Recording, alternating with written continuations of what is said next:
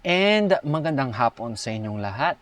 Ito ang video guide para sa module na ibinigay ko sa inyo ukol sa ika-up sa ating informal na sektor. Noong mga nakaraang linggo, nasa online video lesson tayo, online live video lessons tayo, at napag-usapan na natin yung unang tatlong sektor. Ito ay ang sektor ng agrikultura, industriya at paglilingkod. Ngayon, pupunta tayo sa medyo mas informal. Kasi literal, ito po ang pag-uusapan natin ay ang informal na sektor. Itong video na ito ay video guide lamang. Kayo po ang magbabasa, kayo po ang iintindi. Pero, bibigyan ko pa rin naman kayo ng mga konti-konting hirit, konting-konting mga bits na pwede niyong tignan para masagutan ninyo ang inyong mga gawain. Okay? So, punta tayo sa ating pag-usapan. At ano nga ba ang informal na sektor? Ngayon, maraming katulad ng konsepto natin ng pag-unlad, marami-rami ring tayong iba't ibang mga kuro-kuro o pananaw sa kung ano nga ba ang ang informal na sektor. Ngayon, isa-isahin natin. Mula sa economic development model daw ni W. Arthur Lewis, ang informal sector daw ay ang mga uri ng hanap buhay na kabilang sa mga bansang papaunlad pa lamang o developing countries. Maraming yung mga trabaho, yung mga hanap buhay daw na mas dalas makita sa mga bansang papaunlad pa lang, yun yung mga kabilang daw sa informal na sektor. At binanggit na niya rito, pinakita niya rin ito sa mga statistics na karamihan sa mga papaunlad pa lamang ng mga bansa ay binubuo ng mga hanap buhay na nasa informal na sektor. Ngayon, nabanggit na natin, narinig na natin si International Labor Organization. Ang pagkaka-define po nila sa informal na sektor ay yung mga sektor na nagtataglay ng ito'y binubuo. Malawak daw ang informal sector. Pero dahil ito ay binubuo ng mga unit na nagsasagawa ng pagbuo ng produkto at serbisyo na layuning makalikha ng empleo at trabaho at magdulot ng mababang antas ng organisasyon. Parang weird. Pero, trabaho pa rin. May produkto at serbisyo pa rin na binubuo ang ating informal sector. Pero, hindi siya katulad ng ating mga very organized na mga sektor na tipong karamihan sa construction at karamihan sa industriya ay may kumpanya, may negosyo, structured. Ganun rin sa services sector na may structure o may negosyo talaga. Karamihan sa mga hanap buhay na nasa informal na sektor ay mababa ang organisasyon. Kumbaga hindi siya masyadong corporate talaga na pagkakaano. Ito ang mga hanap buhay na labas sa regular na industriya o tinakda ng batas. Kumbaga, kung i-consider natin kung hindi siya pasok sa kahit na anong mga pinag-usapan na nating sektor, agrikultura, industriya, at paglilingkod, ito ay makoconsider natin na informal sector. So, sir, paano yun? Paano magiging Kunyari, sabihin na natin, karpentero. Kung ang isang karpentero daw, isipin natin, kung ang isang karpentero ay nagtratrabaho para sa isang construction firm, di nasa sektor siya ng industriya. Nasa subsector siya ng construction. Pero kung yung normal lang siya na karpentero na siya yung tinatawag ng mga karamihan na, magpapagawa kami sa karpenterong ito, siya ay parte po ng informal sector. Kasi hindi naman siya sumusunod o hindi siya organized katulad ng mga construction firm. Baga kung kailan lang kailangan. Ngayon, ang gawain ng informal sector ay naisasagawa dulot ng mababang antas ng organisasyon. Wala silang kumpanyang sinasalihan, wala silang ibang Walang kumpanyang nagdidikta sa kanila. Ang mga kasapi sa pagsasagawa ng mga gawain sa produksyon, sa ilalim nito ay kadalasang mga kamag-anak o malalapit na kaibigan. Ganun lang. Word of mouth. Ito ay walang formal na pagsunod sa mga patakarang itinakda ng pamahalaan. Siyempre, kinakailangan natin, pag nagpagawa tayo ng bahay, kinakailangan natin ng karpentero. Pero hindi naman palagi na ang mga karpentero natin o mga gumagawa ng bahay ay under ng isang construction firm. Okay? Ngayon, sabi ng National Statistics Office, sinasabi na sila daw ang mga hanap buhay na may katangian na labas sa mga itinakda ng pamahalaan. Sila yung mga trabahador. Mga nagtatrabaho rin, pero hindi sila pasok dun sa tatlong unang nabanggit natin na mga industriya, mga sektor pala ng ating pambansang ekonomiya. Matatawag natin silang mga self-employed. Ibig sabihin, hindi sila sumasagot o hindi sila employed ng ibang tao, kundi sila mismo ang nagtatrabaho. Sir, paano yung mga nagnenegosyo? Parte po sila ng yung mga nagnenegosyo. Self-employed po ba sila? Iba yun. Yes, self-employed, pero parte pa rin sila ng isang sektor. O kunyari, kung nagtitinda ka, meron kang sariling tindahan, mahuhulog na ikaw ay self-employed. Pero, nasa industriya ka o nasa sektor ka ng paglilingkod sa ating wholesale at retail trade. Ang sinasabi natin dito na self-employed ay yung mga tao na kung kailan, kumbaga, hindi sila under, na hindi natin sila mako-consider sa iba pang mga sektor na atin nang napag-usapan. Okay? Tapos, sabi ni Cleofe Pastrana ng NEDA, ang informal sector ay nakakatulong ito sapagkat nakakapagbigay ito ng employo at trabaho sa mamamayan. Ito ay nagtudulot ng paglikha ng trabaho at serbisyong tutugon sa ating mga pangangailangan. Siyempre, mayroon tayong mga pangangailangan. Maaaring ibigay yan sa atin ng ating sektor ng paglilingkod, sektor ng agrikultura o sektor ng industriya. Pero, yung mga maliliit, yung mga gaps sa mga binibigay na yun, ay mula sa ating informal sector. Okay? Ngayon, ayon sa Ibon Foundation, ang kanilang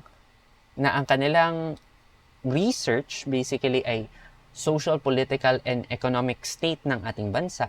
Ito yung mga trabaho, paraan ng mga mamamayan, lalo na sa kabila na sa tinatawag nating isang kahig, isang tuka, upang magkaroon ng kabuhayan lalo na sa panahon ng pangangailangan at kagipitan.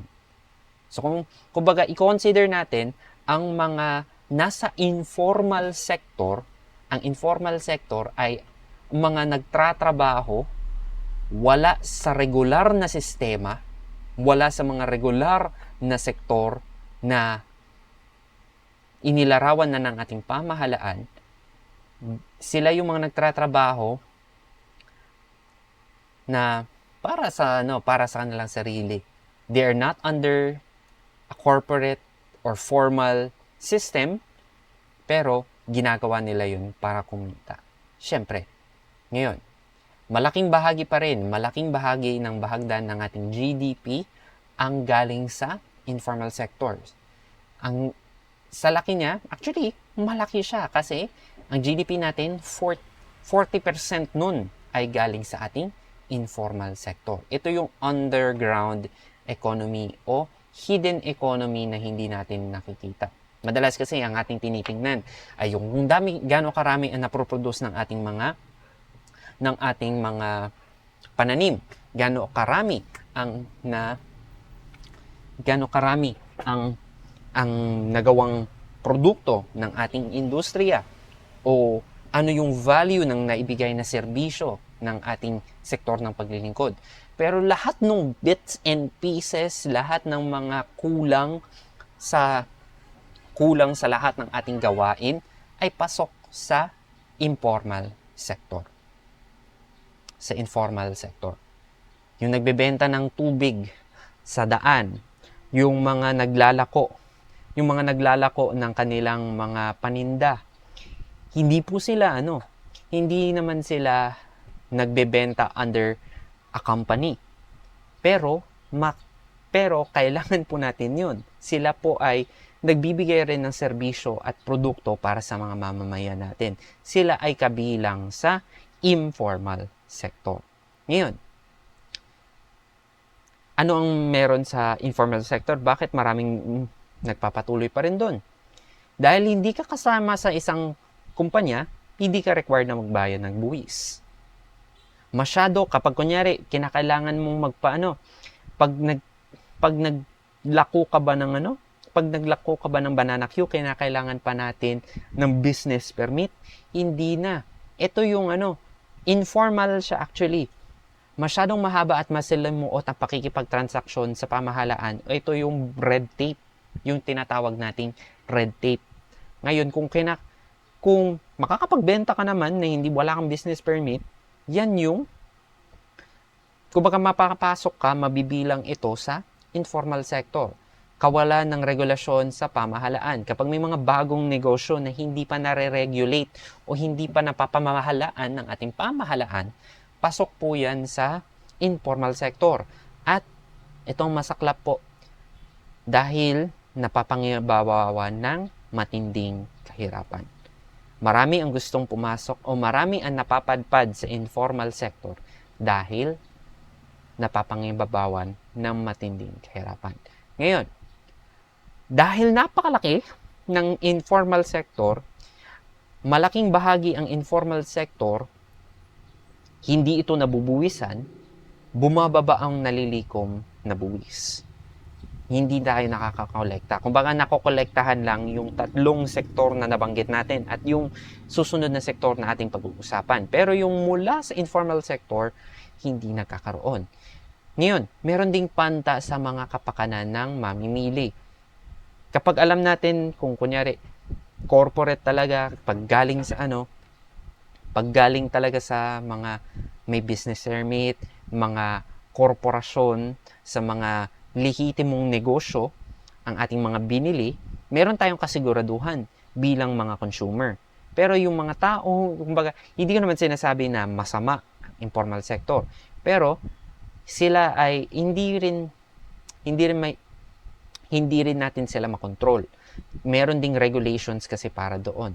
Meron tayong banta sa kapakanan ng mga mamimili. Bakit? Baka substandard, baka may hindi pasok sa consumer standards natin. Ngayon, at kasama sa informal sector ang mga illegal na gawain.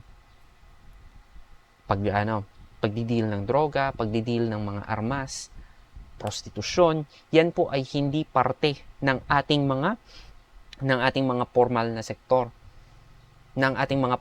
sektor. Hindi po sila mako-consider na ganyan. Yung mga illegal na gawain ay hindi po parso sa ating mga formal sectors. Ngayon, dahil merong informal sector, doon nagkakaroon ng yung mga gaps sa mga pangangailangan natin, yun yung pinapasukan ng mga illegal na gawain. Ngayon, marami yan ito yung mga dahilan kung bakit merong informal sector at ano ang epekto nito sa atin. Ngayon, ang gusto natin ay magkaroon, hindi natin siya basta-bastang mawawala ang informal sector. Kasi malaking bahagi nga ito ng ating GDP.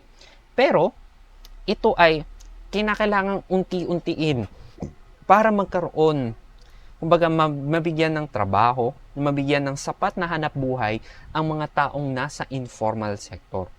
Kaya, ang mga batas na unti-unting ipinasa para unti-unti ring masolusyonan at matugunan ang ating pangangailangan ay naririto. Yang RA 8425, yan po ang ating Social Reform and Poverty Alleviation Act of 1997. Muli, marami sa mga tao na nabibilang o nagtatrabaho sa sektor, sa informal sector, ay mga mahihirap.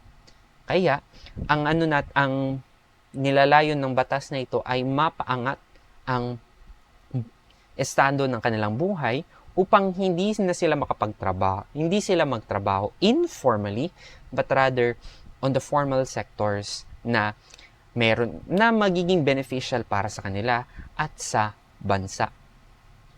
Yan po yung nasa RA 8425. Ngayon, pasok rin po dito ang RA 9710 o ang Magna Carta of Women Bill.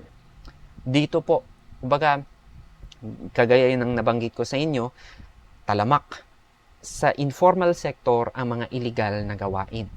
Kinoconsider po ang prostitusyon bilang illegal na gawain at hindi po ito karapat-dapat. Kaya binuo ang RA 9710 bilang pagtugon sa pangangailangan na protektahan ang ating mga kababaihan laban sa mga illegal na gawain sa loob ng ating informal sector.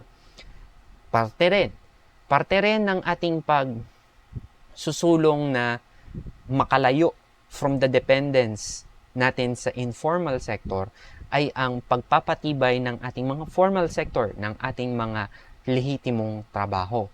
Ito yung Presidential Decree 422. Yan yung napag-usapan na natin na Labor Code of Philippine Labor Code or Labor Code of the Philippines. Nabanggit na rin natin itong RA 7796 na nagbuo ng Technical Education and Skills Development Act or na bumuo sa Technical Education and Skills Development Authority. Kung titingnan nyo, ito po ang ating TESDA. Ang batas na bumuo sa TESDA ay ang Republic Act 7796. Ang batas na bumuo sa SSS o Social Security System natutugon sa mga pangangailangan ng ating mga nasa formal at informal sektor, mga manggagawa sa parehas na sektor. Ito ay ang Republic Act 8282. Kahit na ikaw ay walang nagtatrabaho na hindi under ng mga korporasyon, pwede po tayong sumali o magpamiyembro sa SSS. Para pagdating ng panahon na kailangan po natin na pag nag-retiro na tayo, meron po tayong matatanggap na securities o sa madalit sabi, pensyon mula sa SSS. Yan po yung Bakit binuo itong mga batas na ito? Sige. Susunod ko ang RA 8282, ang batas na nagbuo ng SSS o Social Security System. Ang RA 7875 ang bumuo sa PhilHealth. PhilHealth, ang Philippine Health Insurance Corporation. Yan po 'yun. Yang PhilHealth at SSS, yan po ay mga pension funds, mga kumpanya o mga insurance corporations na binuo ng ating pamahalaan upang bigyan ng benepisyo ang atin ring mga nasa informal sector. Kasi yung mga nasa formal sector, meron silang regular na sweldo, meron silang mga benepisyo. Lahat ng iyon ay nakasulat sa PD 422 or Philippine Labor Code. Pero nakasama kasi sa informal sector dahil hindi po sila nagtratrabaho under a corporation, under a registered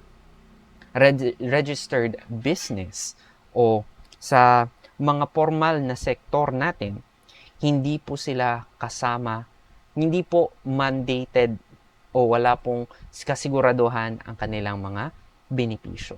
Kaya, binuo ang SSS at PhilHealth para matugunan na kung sino man ang mga nagtatrabaho sa mga informal sector, meron pa rin silang opportunity na makapag-impok, makapag-ipon para sa hinaharap pagdating ng kanilang mga retirement age o kung kailan sila mangangailangan. Ngayon, maliban sa mga batas na ito, may iba't iba ring mga programa na inilaan para sa mga informal, sa mga mamamayan o mga manggagawa na nasa informal sector. Yan yung DOLE Livelihood Integrated Livelihood Program. Kumbaga, ang DOLE mismo ang nag-organize ng livelihood programs. Self-employment assistance na buo ng DSWD. Ito namang ISLA o Integrated Services for Livelihood Advancement of the Fisher Folks ay para naman sa mga mangingisda na hindi naman talaga rehistrado, pero technically parte sila ng sektor ng agrikultura, pero hindi sila nangingisda para sa isang korporasyon. So, mahuhulog na ito yung overlap ng sektor ng agrikultura at sektor ng informal sector. Tsaka yung Cash for Work program. Itong Cash for Work program, ito yung kumbaga madalas ay para sa mga nasalanta ng mga kalamidad na pinapano po. Kasama rin dito, kumbaga itong Cash for Work, naka-embed rin ito or kasama ito minsan sa 4Ps. Okay?